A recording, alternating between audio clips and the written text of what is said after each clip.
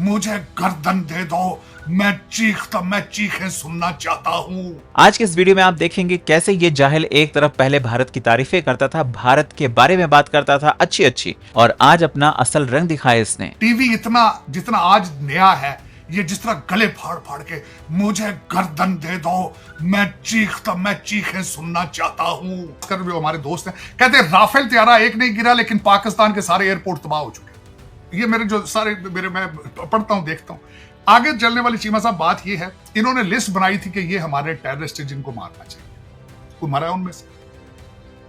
कोई डिस्क्लोज करें, कोई नाम दे किसी को कि ये हमने ऑब्जेक्टिव अचीव कर लिया, ये मार दिए लोग, ये मरे पड़े।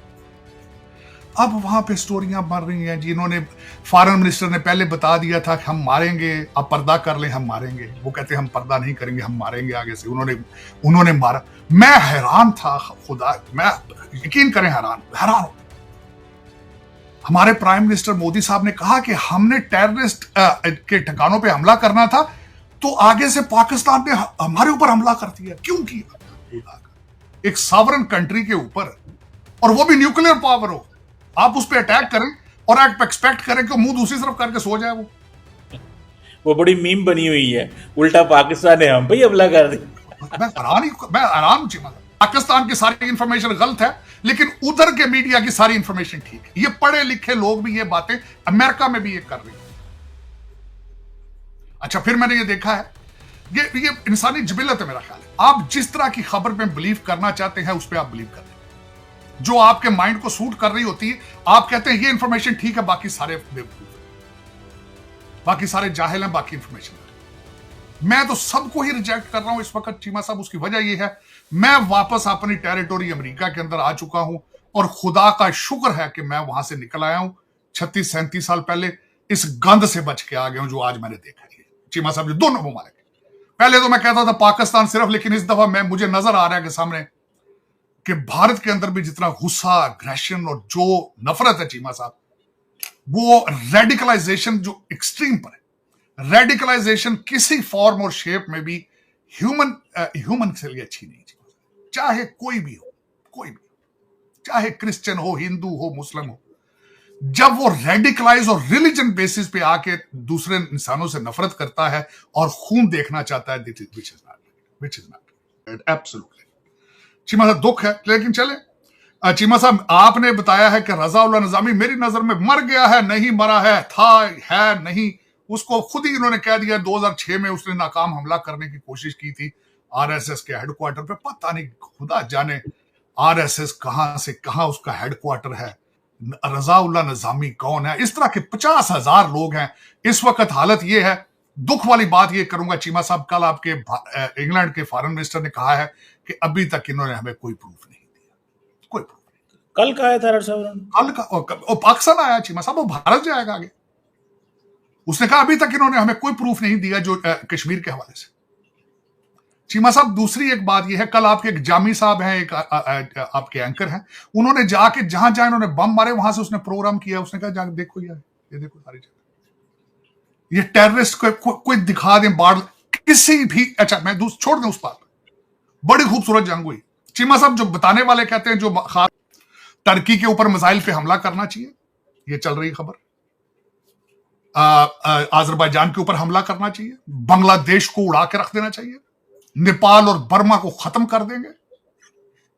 और फिर मुलाकातें किन से हो रही हैं? अफगानियों से हो रही हैं, तालिबान से हो रही हैं, टीटीपी से बातें हो रही हैं, तालिबान ईरान को भी फोन किया, ईरान को भी आज फोन किया, कहते चाबहार पोर्ट एक्टिव करें। एकदम प्रेशर ले गए हैं तार साहब, ये जयशंकर साहब और दोवल साहब। मेरे 2-4 भारतीय दोस्तों ने मुझे ट्वीट किया है, कहते हम अमन में रह जाएंगे अगर आपके 4 टुकड़े हो जाएं और पीओके हमें दे दें, उसके बाद हम अमन से रहें। तो अगर फिर उसके साथ जो अगर चाइना और बांग्लादेश पाकिस्तान मिलके चिकन नेक के पास आर्मी बेस, अपनी बेस बना लें, तो उस पर इतराज है आपको? अगला जो युद्ध है उसमें चाइना, पाकिस्तान और बांग्लादेश होगा, तीनों इकट्ठे होकर हमला करेंगे। पाकिस्तान का नेशनलिज्म वाला जो मलबा है ना, वो साजिद तरार के दिमाग में घुस गया है। ये कह रहा है चाइना, बांग्लादेश और पाकिस्तान मिलकर भारत के ऊपर हमला करेंगे। चाइना का भारत के साथ जो व्यापार होता है वो लगभग 150 अरब डॉलर के आसपास होता है। क्या चाइना अपने पैर पर कुल्हाड़ी मारना चाहेगा? और क्या इतना आसान है? आपको लगता है कि मतलब तीनों मिलकर भारत के ऊपर अटैक करेंगे और भारत चुपचाप बैठा रहेगा? नो डाउट एलएसी पर छोटी मोटी घटनाएं चलती रहती हैं, हमारा विवाद रहा है, बट जंग की तरफ मुझे नहीं लगता कि चीन जाना चाहेगा, क्योंकि भाई वो एक वैश्विक शक्ति की तरह अपने आप को देख रहा है और वो युद्ध में पड़कर ना अपनी छवि को खराब नहीं करना चाहता। और तुम भारत को हल्के में आंक रहे हो, तुम्हारे घर में घुसकर तुम्हारे एयर बेसिस को तबाह कर ले इतना नुकसान पहुंचा दिया, उसके बावजूद गजब होते लोग हो। डॉक्टर यूनुस साहब जो ना प्राइम मिनिस्टर हैं, ना सदर हैं, ना कुछ है, कल उन्होंने एक इकोनॉमिक प्लान दे दिया है। इकोनॉमिक प्लान उन्होंने एक पूरी यूनियन बनाई है जिसमें 5 स्टेटें इंडिया की और बर्मा, नेपाल और भूटान और बांग्लादेश, और सेंटर की मर्जी के बगैर वो कहते हैं हम इन 5 स्टेटों के साथ ट्रेड करेंगे मिलके। बिल्कुल उन्होंने आजादी का जंग का आजादी का ऐलान कर दिया उन्होंने साइड। ये बंदा उस बंदे की बातों को तवज्जो दे रहा है जिसका खुद का ठिकाना नहीं और कितने दिन तक सरकार में रहने वाला है।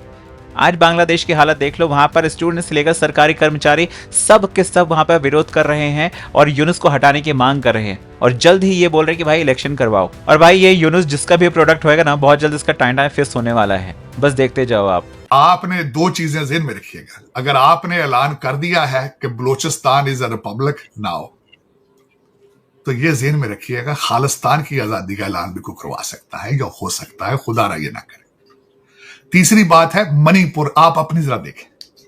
5 स्टेटें तो अलग की बात है, मणिपुर गए हैं आज तक आपके प्राइम मिनिस्टर? नहीं गए। आपके भारत के अंदर कितनी मूवमेंट्स चल रही हैं इस वक्त, जरा देखें।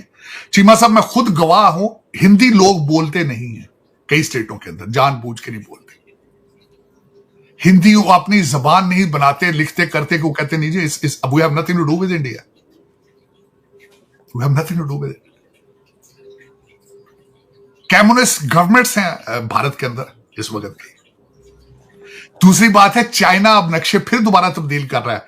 आप बलूचिस्तान की तरफ आपने कल परसों मुझे बड़ा तकलीफ हुई कि जो लोग कहते थे फलां का सर चाहिए, 6 टुकड़े करो पाकिस्तान के, उन्होंने कल परसों बलूचिस्तान को कह दिया कि बलूचिस्तान हैज लेफ्ट पाकिस्तान। उन्होंने अपने अलग कंट्री बना दी, रिपब्लिक ऑफ बलूचिस्तान।